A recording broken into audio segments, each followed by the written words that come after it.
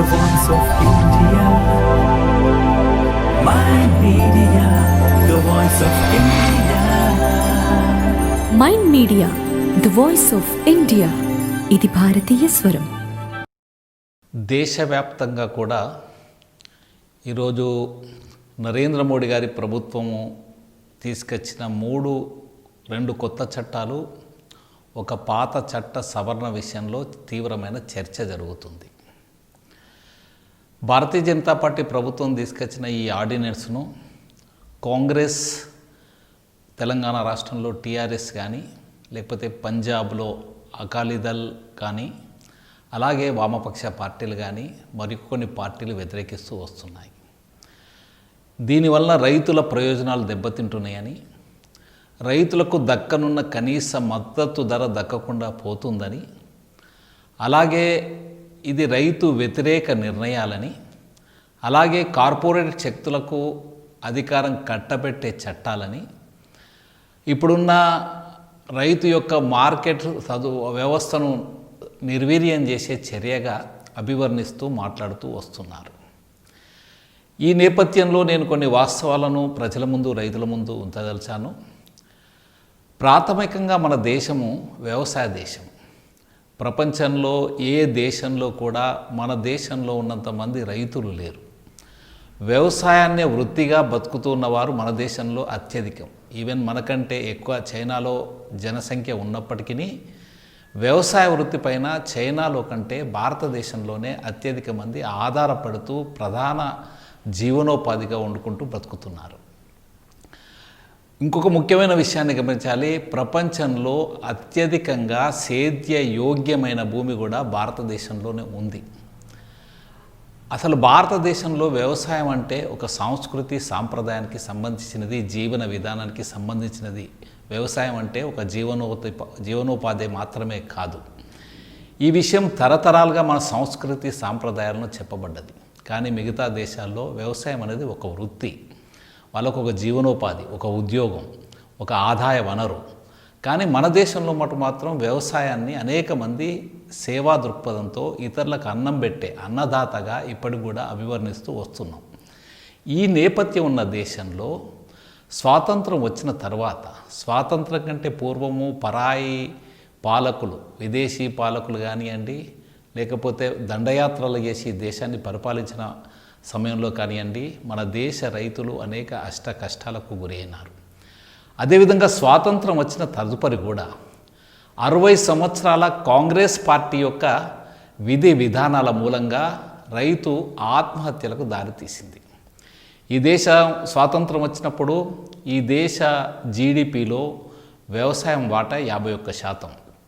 కానీ ఈరోజు వ్యవసాయం యొక్క వాటా మన దేశ జీడిపిలో 15% తగ్గిపోయింది. అంటే ఈ దేశంలో ఇప్పటికి కూడా 50% పైగా వ్యవసాయాన్నే ప్రధానంగా జీవనోపాధిగా జీవిస్తూ వస్తున్నారు, వనరుగా జీవిస్తూ వస్తున్నారు, వాళ్ళ జీవనాన్ని కొనసాగిస్తూ వస్తున్నారు, అదే వ్యాపకంలో వండుకుంటూ వస్తున్నారు. మరి 50% మంది ప్రజల సంపాదన కేవలం దేశ సంపాదనలో 15%గానే ఉండిపోయింది. అదేవిధంగా ఒకప్పుడు ఉన్నత కృషి అనే భావన ఉండేది. గొప్ప గొప్ప చదువులు చదివిన వాళ్ళు సైతం ఉద్యోగాలకు వెళ్లకుండా, ప్రభుత్వ ఉద్యోగాలను ఎంచుకోకుండా వ్యవసాయమే గొప్ప వృత్తిగా భావిస్తూ సేవా దృక్పథంతో వాళ్ళు వ్యవసాయంతో పంటలు పండించుకుంటూ వాళ్ళు అనుభవిస్తూ ఆ గ్రామ ప్రజలను కూడా, అనేక మంది పేద ప్రజలకు కూడా మరి భోజనం పెట్టి, తిండి పెట్టి, దినుసులు ఇచ్చే ఒక గొప్ప సంస్కృతికి వారసత్వంగా మనకు వస్తుంది.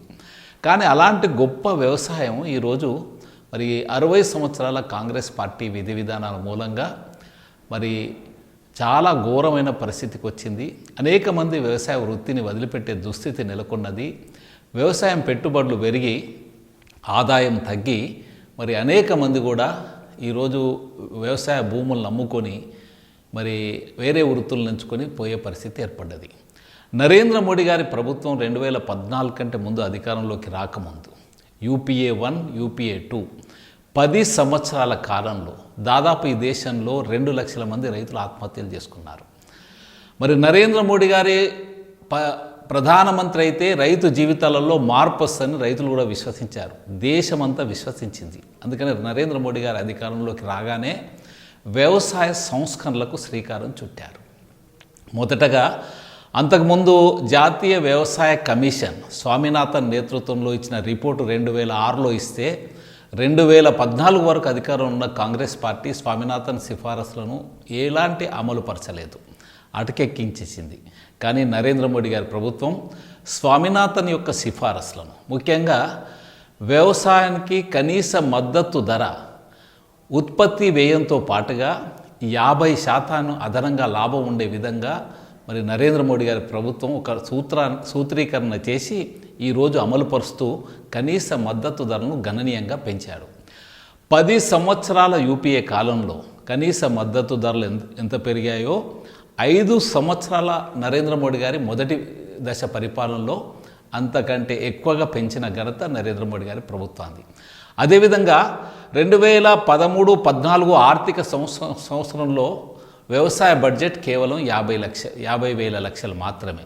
కానీ నరేంద్ర మోడీ గారు ఇటీవల ప్రవేశపెట్టిన యొక్క బడ్జెట్ మరి వ్యవసాయ రంగానికి 1,50,000 పైన, అంటే 5 సంవత్సరాల యూపీఏ ప్రభుత్వం వ్యవసాయానికి ఎన్ని నిధులు కేటాయించిందో అన్ని నిధులను నరేంద్ర మోడీ గారి ప్రభుత్వం ఈ కొత్త వర్తమాన ఆర్థిక సంవత్సరంలో కేటాయించిన ఘనత ఉన్నది. ఈ విధంగా వ్యవసాయ రంగంలో చాలా మార్పులకు శ్రీకారం చుట్టాలనే ఉద్దేశంతో, రైతును ఆర్థిక అభివృద్ధి పరచాలనే ఉద్దేశంతో, తద్వారా జాతీయ ఉత్పత్తిని, జాతీయ ఆదాయాన్ని పెంచాలనే లక్ష్యంతో, అలాగే వ్యవసాయ రంగంలో మన ఆహార పంటల విషయంలో స్వయం సమృద్ధిని సాధించాలనే లక్ష్యంగా నరేంద్ర మోడీ గారు వ్యవసాయ రంగంలో అనేక సంస్కరణలు తీసుకొచ్చారు, అనేక కొత్త పథకాలను తీసుకొచ్చారు. ఈరోజు మొట్టమొదటిగా ఉత్పత్తి వ్యయాన్ని తగ్గించాలని ఆలోచించారు. ఉత్పత్తి వ్యయాన్ని తగ్గించడం అంటే పెట్టుబడిని తగ్గించడం. పెట్టుబడి తగ్గిస్తూ అధిక ఉత్పాదన రావాలి. మరి దానికి గాను పెట్టుబడి తగ్గించేందుకు ఏవే పనులు చేయాలనే విషయాన్ని, ఉదాహరణకు సాయిల్ హెల్త్ కార్డ్ ద్వారా భూమిలోని సారాన్ని గమనించి ఆ సారానికి అనుగుణంగా ఎరువులను వేయాలా, అదేవిధంగా ఎప్పుడెప్పుడు ఏ ఎరువులను ఎంత మోతాదులో వేయాలా, అదేవిధంగా మరి కొత్త వంగడాలకు కూడా పరిశోధనా కేంద్రాలకు అధిక నిధులు కేటాయించి కొత్త వంగడాలను కూడా తయారు చేయించడం, ఉత్పత్తి చేయించడం. ఈ విధంగా తక్కువ పెట్టుబడితో ఎక్కువ ఉత్పత్తి సాధించడం, దాంతోపాటుగా ఆ ఉత్పత్తులకు ఎక్కువ ధరలు ఉండేటట్టుగా చేయడం. దీంతో పాటుగా ఇప్పుడు ప్రపంచంలోనే భారతదేశము ప్రపంచానికి అన్నం పెట్టే స్థితికి తీసుకురావాలనే గొప్ప సంకల్పంతో నరేంద్ర మోడీ గారి ప్రభుత్వం ఈ యొక్క వ్యవసాయ రంగంలోని మార్కెట్ విధి విధానాల్లో మార్పులకు శ్రీకారం చుట్టారు. ఈ 2 కొత్త చట్టాలు పాత ఎసెన్షియల్ కమోడిటీస్ యాక్ట్కు సంబంధించిన అమెండ్మెంట్స్ ద్వారా, దీని ద్వారా రాబోయే రోజులలో రైతు యొక్క ఉత్పత్తి గణనీయంగా పెరిగింది. మనందరికీ కూడా తెలుసు, 2017 సంవత్సరంలోనే నరేంద్ర మోడీ గారి ప్రభుత్వం మరి ప్రజలకు ఒక భరోసా ఇచ్చింది. రైతు యొక్క ఆదాయాన్ని 2022 పూర్తి అయ్యే వరకు మరి డబుల్ చేస్తాం, 5 సంవత్సరాల్లో డబుల్ చేయాలి. 17 నుంచి 2022 వరకు ఈ 5 సంవత్సరాల్లో రైతు ఆదాయాన్ని రెట్టింపు చేయాలనే లక్ష్యంగా అనేక చర్యలు చేపట్టింది. అందులో భాగంగానే ఈ వ్యవసాయ రంగానికి సంబంధించిన మార్కెట్లో ఈ సంస్కరణలకు కొత్త చట్టాలు. ఈ కొత్త చట్టాల్లో ఒక ప్రధానమైన చట్టం ఫ్రీ మార్కెట్, 1 నేషన్ 1 మార్కెట్, దేశమంతా కూడా ఒకే మార్కెట్. ఈ దేశంలో ఏ ఉత్పత్తిదారుడైనా పెన్సిల్ కానించెల్లి, గుండు పిన్ కానించెల్లి, రైలు ఇంజన్ వరకు ఉత్పత్తిదారుడు అన్ని రకాల ఉత్పత్తులను తమ ఇష్టానుసారంగా ఇష్టం వచ్చిన చోట ఈ దేశంలో ఎక్కడైనా ఎవరికైనా అమ్ముకునే వెసులుబాటు ఉన్నది. కానీ స్వాతంత్రం వచ్చి 70 సంవత్సరాలు అయినప్పటికీ రైతు ఉత్పత్తులు అమ్ముకునేందుకు రైతుకు స్వాతంత్రం లేదు. రైతు తప్పనిసరిగా మార్కెట్ యార్డ్ పరిధిలో మార్కెట్ నియమ నిబంధనలకు అనుగుణంగా అక్కడుండే దళారీలు చెప్పిన రేటుకు తప్పనిసరి అమ్ముకునే దుస్థితి నెలకొంటూ వస్తున్నది. రైతు తను చేసే ఉత్పత్తులను, తను పండించే పంటలను ధర తను నిర్ణయించుకునే అధికారం లేకుండా ఉండే. వాళ్ళు ఏ రేటు చెప్తే అడితిదారు, కొనుగోలుదారు ఏ రేటు నిర్ణయిస్తే ఆ రేటుకు తప్పనిసరి అమ్ముకునే పరిస్థితి ఇప్పటి వరకు కూడా కొనసాగుతూ వస్తున్నది. ఇది తప్పు విధానం. రైతు కూడా తను పండించిన పంటలను తన ఇష్టం వచ్చిన రేటుకు ఇష్టం వచ్చిన సంస్థకు కానీ వ్యక్తులకు కానీ ఇష్టం వచ్చిన చోట తనకు ఎక్కడ లాభాలు వస్తే అక్కడ అమ్ముకునే వెసులుబాటు కలిగించే ఉద్దేశంతో లక్ష్యంతో ఈ వన్ నేషన్ వన్ మార్కెట్ స్వేచ్ఛా విపణి రైతు ఎక్కడైనా అమ్ముకోవచ్చు అనే ఒక కొత్త విధానాన్ని తీసుకొచ్చారు ఈ కొత్త చట్టం ద్వారా. ఈ చట్టంలో ఇంతకుముందున్న ఏపీఎంసీ వ్యవసాయ మార్కెట్ కమిటీల ఆధ్వర్యంలో నిర్వహించుకునే అమ్మకాలు జరిగే చోట కూడా అమ్ముకోవచ్చు, లేదా రైతు ఇంకా అంతకంటే ఎక్కువ ధర వేరే కాడ వస్తే అక్కడ కూడా అమ్ముకోవచ్చు. ఇవి ఇక తప్పకుండా ఇక్కడే అమ్ముకోవాలని గతంలో వ్యవసాయ మార్కెట్ యార్డ్లో మాత్రమే అమ్ముకోవాలనే నిబంధనకు ఉండేది. దానివల్ల రైతు మరి ఆ మార్కెట్లో తప్పనిసరి అమ్ముకునే పరిస్థితి ఉండే. ఇప్పుడు రైతు స్వేచ్ఛ వచ్చేసింది. ఈ దేశానికి స్వాతంత్రం వచ్చి 73 సంవత్సరాలప్పటికీ రైతు ఉత్పత్తుల అమ్మకాల విషయంలో నిజమైన స్వేచ్ఛను తీసుకొచ్చిన ఘనత శ్రీ నరేంద్ర మోడీ గారిది. వడ్లు వండించే, మక్కలు వండించే, కూరగాయలు ఉత్పత్తి చేసే, పండ్లు వండించే రైతు తన ఉత్పత్తులను ఇప్పుడు తన ఇష్టానుసారంగా అమ్ముకునే వెసులుబాటు కల్పించే చట్టము ఇది. రైతు వ్యతిరేకం ఎలా అవుతుందని మేము ప్రశ్నిస్తున్నాం. రైతును స్వేచ్ఛ ఇవ్వడం రైతు వ్యతిరేకమా? రైతు ఉత్పత్తులను ఏ ధరకు అమ్ముకోవాలనే తనకుండే స్వాతంత్రాన్ని కల్పించడం రైతు వ్యతిరేకమా అనేది నేను కాంగ్రెస్ మరియు టీఆర్ఎస్ ఈ విపక్షాలను మేము ప్రశ్నిస్తున్నాం. అది అంతేకాకుండా గతంలో మాదిరి వ్యవసాయ మార్కెట్లో కూడా ఈ చట్టం ఎలాంటి యొక్క వాళ్ళ హక్కులు కోల్పోరు. పాత పద్ధతి కొనసాగుతుంది. పాత పద్ధతితో పాటుగా అదనంగా వచ్చే పద్ధతి ఇది, అదనంగా వచ్చే సౌకర్యం ఇది. దీనివల్ల ఎక్కువ మంది కొనుగోలుదారులు కలిసి గతంలో లాగా మార్కెట్ యార్డ్లలో సిండికేట్గా వ్యాపారస్తులు మారి, కొనుగోలుదారులు మారి రైతును దోచుకునే వ్యవస్థకు చర్మగీతం పాడింది చట్టము.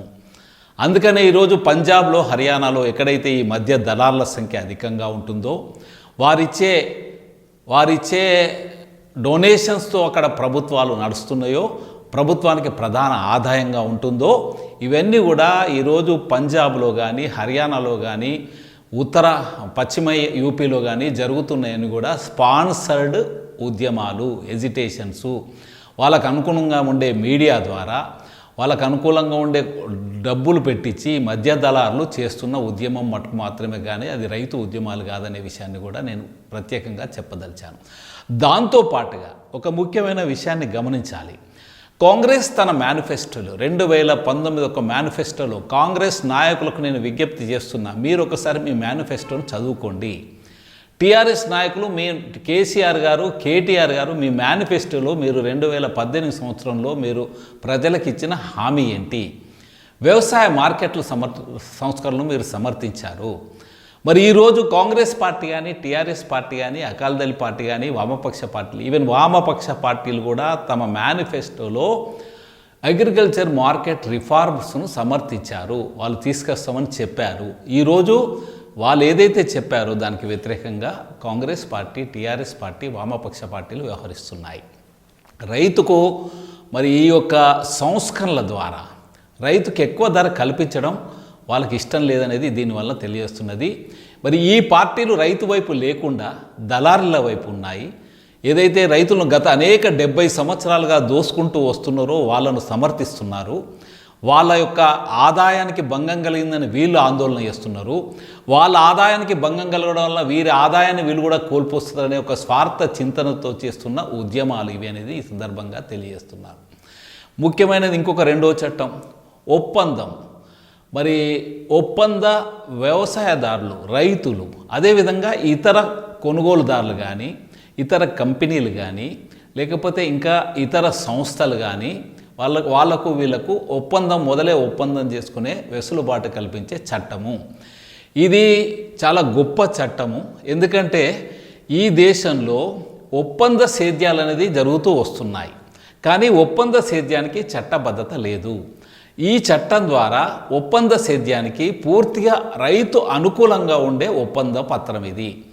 ఒక రైతు విత్తనాన్ని వేసే కంటే ముందే మరి రైతు యొక్క పండించే పంటకు ఎంత ధరకు కొనుగోలు చేస్తారని కొనుగోలుదారులు మొదలే అగ్రిమెంట్ చేసుకుంటారు. దాంతోపాటుగా ఆ పంట పండించుటకు కావలసిన అన్ని రకాల సౌకర్యాలు, సదుపాయాలు, సహాయ సహకారాలు అందించేందుకు సేవలు కూడా ఈ ఒప్పందంలో ఒక భాగము. మరి మొదలే చట్ట రూపంలో మొదలే ధరను నిర్ణయించుకోవడం, సేవలను నిర్ణయించుకోవడం, ఆ ధరకు తప్పనిసరిగా కొనుగోలుదారులు కట్టుబడి ఉండాలి. కానీ ఒక గొప్ప విషయం ఏంటంటే ఈ రైతుకు రక్షణ కల్పించాలని ఈ చట్టంలోనే రైతు రక్షణ అనే పదజాలాన్ని పెట్టారు.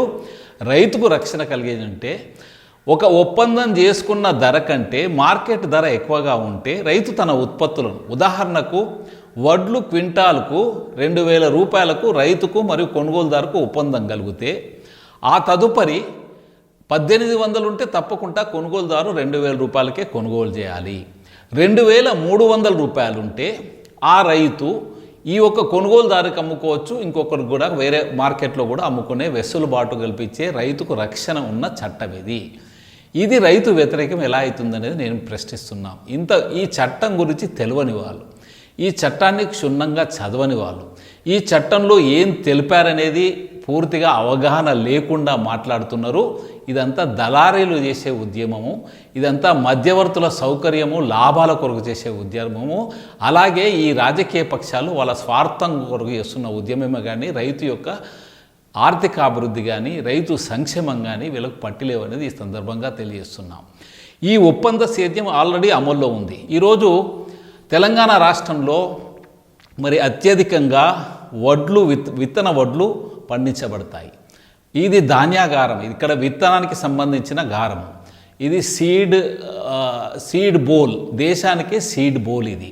మరి అలాంటి సీడ్ బోల్లో వడ్లు కానీ, వరి కానీ, మరి పత్తి కానీ, మహబూబ్నగర్ జిల్లా ప్రాంతంలో పత్తి, కరీంనగర్, వరంగల్, నిజామాబాద్ జిల్లాలో వరి మరి మొదలే ఒప్పంద సేద్యం చేసుకొని, గతంలో ఓరల్ ఒప్పందం చేసుకొని రైతులు పండించి ఆ ధరకు విత్తన కంపెనీలకు కూడా ఇచ్చేది.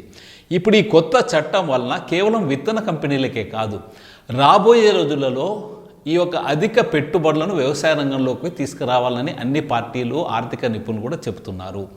మరి రాష్ట్ర కేంద్ర ప్రభుత్వాలు నిధుల లేమితో కొట్టుమిట్టాడుతున్నది. అందుకనే ఈ దేశంలో రైతు సంక్షేమం కొరకు, రైతు అభివృద్ధి కొరకు, మరి రైతు ఉత్పత్తులకు సంబంధించిన ప్రాసెసింగు, ప్యాకేజింగు, ట్రాన్స్పోర్టింగు, మార్కెటింగు ఇందులో ఎక్కువ పెట్టుబడులు ఆకర్షించాలనే ఉద్దేశంతో మరి ఈ కొత్త చట్టాన్ని తీసుకొచ్చారు. దీని ద్వారా వెసులుబాటు ఏదైతుందో ప్రైవేటు పెట్టుబడులు ఎక్కువగా ఈ వ్యవసాయ రంగంలోకి వచ్చే అవకాశం ఉంటుంది. దీనివల్ల రైతు ఉత్పత్తులు కూడా వేస్టేజ్ తగ్గిపోతుంది. మన దేశంలో దాదాపు పండ్లు, కూరగాయలు 30% వేస్టేజ్ అయిపోతున్నాయి. ఎక్కువ రోజులు నిల్వ ఉండని కారణంగా మరి రైతు కూడా తప్పనిసరిగా అమ్ముకుంటాడు కనుక వాటిని నిల్వ చేసే అవకాశాలు, కోల్డ్ స్టోరేజెస్ లేవు కనుక మరి ఈరోజు ఆ దుస్థితి ఉన్నది కనుక రైతు తప్పనిసరిగా తక్కువ ధరకు అమ్ముకుంటున్నాడు. వాటిని నిల్వ చేసే అవకాశాలు లేవు కనుక అవన్నీ కూడా ఎక్కువగా చెడిపోతున్నాయి. అవి ఎందుకు పనికి రాకుండా పోతున్నాయి. దీన్ని అవాయిడ్ చేయాలని, ఈ చెడిపోకుండా ఉండాలనే ఉద్దేశంతో ప్రైవేట్ పెట్టుబడులను ఆకర్షించి ముఖ్యంగా కోల్డ్ స్టోరేజు, గోదాములు, ట్రాన్స్పోర్ట్ కోల్డ్ వెహికల్స్ ఇవన్నీ కూడా కలగజేయాలనే ఉద్దేశంతో మరి ప్రభుత్వం ఈ యొక్క సంస్కరణను చేపట్టింది. దాంతో పాటుగా ఇటీవల నరేంద్ర మోడీ గారి ప్రభుత్వం ప్రకటించిన ఉద్దీపనలలో కేంద్ర ప్రభుత్వం, నరేంద్ర మోడీ గారి ప్రభుత్వం కూడా ఇటీవల ప్రకటించిన ఉద్దీపనలో కూడా 1,00,000 కోట్ల రూపాయల ద్వారా ఫార్మ్ గ్రేడ్ అభివృద్ధి అంటే ఒక మార్కెట్ యార్డ్లో రైతు తమ ఉత్పత్తులను నిల్వ చేసుకోవచ్చు, శీతల గిడ్డంగులు కూడా ఉంటాయి, అలాగే అందులో ఇన్ఫ్రాస్ట్రక్చర్ కూడా డెవలప్ చేసుకొని రైతు తమ ఉత్పత్తులను నిల్వ ఉంచుకొని ఎప్పుడంటే అప్పుడు అమ్ముకునే వెసులుబాటు కల్పించే ఒక గొప్ప వ్యవస్థను కేంద్ర ప్రభుత్వం తీసుకొని వస్తుంది. అంటే రైతు తక్కువ ధరకు ఉన్నప్పుడు తన ఉత్పత్తులను అమ్ముకోకుండా సరియైన ధర వచ్చే వరకు కూడా నిల్వ ఉంచుకునే వెసులుబాటు కల్పించడమే ఈ యొక్క ఉద్దేశం. దీంతో పాటుగా వ్యవసాయ ఉత్పత్తులు వృధా పోకుండా మరి ఈరోజు వ్యవసాయ ఉత్పత్తులు వృధా పోకుండా ఉండాలంటే సరైన శీతల గిడ్డంగులు ఉండాలి, శీతల రవాణా సౌకర్యాలు ఉండాలి. అప్పుడు మటుకు మాత్రమే వృధా పోయే అవకాశం ఉంటుంది. ఆ ఉద్దేశంతో నరేంద్ర మోడీ గారి ప్రభుత్వము మరి విమాన సర్వీసులను కానీ, రైతు ఉత్పత్తుల రవాణా కొరకు విమాన సర్వీసులను, ట్రైన్ సర్వీసులను ప్రారంభించిన ఘనత, కిసాన్ రైలు లాంటి ప్రారంభించిన ఘనత కూడా నరేంద్ర మోడీ గారి ప్రభుత్వంది. ఉదాహరణకు ఒక ప్రదేశంలో అతి తక్కువ ధర కలిగి ఉన్న వస్తువులు, ఉదాహరణలో నాసిక్లో ఉల్లిగడ్డలు చాలా తక్కువ ధరకు ఉంటాయి. అదే హైదరాబాద్కు, బెంగళూరుకు, చెన్నైకి, ఢిల్లీకి పోయే వరకు ఉల్లిగడ్డల ధర అధికంగా పెరుగుతుంది. అలాగే మనం గమనిస్తూ ఉంటాం, చాలా చోట్ల టమాటో ధరలు తక్కువగా ఉంటే రైతులు రోడ్ల మీద పడేసిపోతూ ఉంటారు. అదే టమాటా ధర అదే సమయంలో దేశంలో మరో ప్రాంతంలో 50 రూపాయలకు 100 రూపాయల కిలో ఉంటుంది. అందుకని ఇంత వ్యత్యాసం వినియోగదారుడికి రైతుకు మధ్య వ్యత్యాసం చాలా ఉంటుంది. మరి వినియోగదారులకు ఏ ధరకైతే కొంటుండ్రో, ఏదైతే కన్జ్యూమర్ ప్రైస్ అని మనం అంటామో, కన్జ్యూమర్ ప్రైస్లో రైతుకు దక్కేది 30% మాత్రమే. అంటే ఒక 100 రూపాయలు వినియోగదారులకు కొంటే కేవలం 30 రూపాయల మటుకు మాత్రమే రైతుకు వస్తున్నాయి. 70 రూపాయలు మధ్య దళారీ వ్యవస్థ కాజేస్తుంది. మరి కష్టపడే రైతుకు 30 రూపాయలు వస్తున్నాయి. అలాగే సాధారణ పేద ప్రజలు కలిగిన మన దేశంలో వినియోగదారులకు మటుకు మాత్రం అదే వస్తువు 100 రూపాయలకు దొరుకుతుంది. ఈ వ్యత్యాసాన్ని తీసిపడేయాలా, ఈ తేడాను తీసిపడేయాలా, డైరెక్ట్ రైతు నుంచి వెళ్ళి రైతు ఏదైతే వినియోగదారునికి చేకూర్చాలనే లక్ష్యంతో నరేంద్ర మోడీ గారు ఈ సంస్కరణలు తీసుకొచ్చారు. సపోజ్ వినియోగదారుడికి 100 రూపాయల కిలో ఏదన్నా ఉత్పత్తి అమ్మితే అందులో రైతుకే ఎక్కువగా సింహభాగం అందాలి. ఆ 100 రూపాయలలో అత్యధికం 70 నుంచి 80 రవాణా ఖర్చులు పోను, అలాగే ఎవరైతే రిటైలర్ ఉంటారో రిటైల్ అమ్మకం పోను, మిగతా డబ్బంతా కూడా రైతుకు చెందాలనే ఉద్దేశంతో ఈ 2 కొత్త చట్టాలను, ఫ్రీ మార్కెట్ చట్టాన్ని కానీ ఒప్పంద సేద్య చట్టాన్ని కానీ కేంద్ర ప్రభుత్వం తీసుకొని వచ్చింది. దీంతో పాటుగా ఒక ముఖ్యమైన చట్టము మరి ఎసెన్షియల్ కమోడిటీస్ యాక్ట్, నిత్యావసర వస్తువుల యొక్క నిల్వల విషయంలో ఆలుగడ్డ కానీ, టమాటా కానీ, ఉల్లిగడ్డలు కానీ వీటి నిల్వ ఎక్కువ ఉంచుకోలేని కారణంగా మరి ప్రాసెసింగ్ ప్లాంట్స్ కానీ ఇతర వాటి కానీ అనేక ఇబ్బందులు ఎదుర్కొంటున్నారు. వాళ్ళు ఒకటేసారి ప్రైస్ పెరిగితే, ఈ దళారీల మూలంగా ఎక్కువ ప్రైసులు పెరిగితే వాళ్ళు కూడా ఎక్కువ ధరకు కొని తమ ఉత్పత్తులను ఎక్కువ ధరకు అమ్ముకునే అవకాశం ఉంటుంది. అందుకనే వ్యవసాయ రంగంలో ప్రైవేట్ పెట్టుబడులు కూడా ఎక్కువగా రావటం లేదు. ఆ ఉద్దేశంతో, ఆ లక్ష్యంతో మరి ఎసెన్షియల్ కమోడిటీస్ యాక్ట్లు కూడా ఉత్పత్తుల విషయంలో ఇప్పుడున్న నిబంధనలు తొలగించింది. కానీ దేశంలో ఎప్పుడైనా ధరల వ్యత్యాసం అధికంగా జరిగినప్పుడు, యుద్ధాలు జరిగిన సమయంలో, కరువు కాటకాలు వచ్చినప్పుడు మళ్ళీ ఆ నిబంధనలను తొలగించే అధికారం కేంద్ర ప్రభుత్వానికి ఉంటుంది. ఈ ఇన్ని గొప్ప విషయాలున్నాన్ని రైతుకు రక్షణ చర్యలు ఉండే విషయాన్ని పూర్తిగా గమనించకుండా మాట్లాడుతున్నారు. ముఖ్యమైన ఒక విషయాన్ని నేను చెప్పదలుచుకున్నాను. కనీస మద్దతు ధరలను కేంద్ర నరేంద్ర గారి ప్రభుత్వం తీసేస్తుందని చెప్పారు. నిన్నగాక మొన్న రబీ పంటలకు నరేంద్ర మోడీ గారి ప్రభుత్వం కనీస మద్దతు ధరలను పెంచింది. అలాగే ఈ దేశంలో గతంలో ఎప్పుడూ లేని విధంగా అత్యధికంగా ఈరోజు వడ్లను కొంటున్నది, గోధుమలను కొంటున్నది.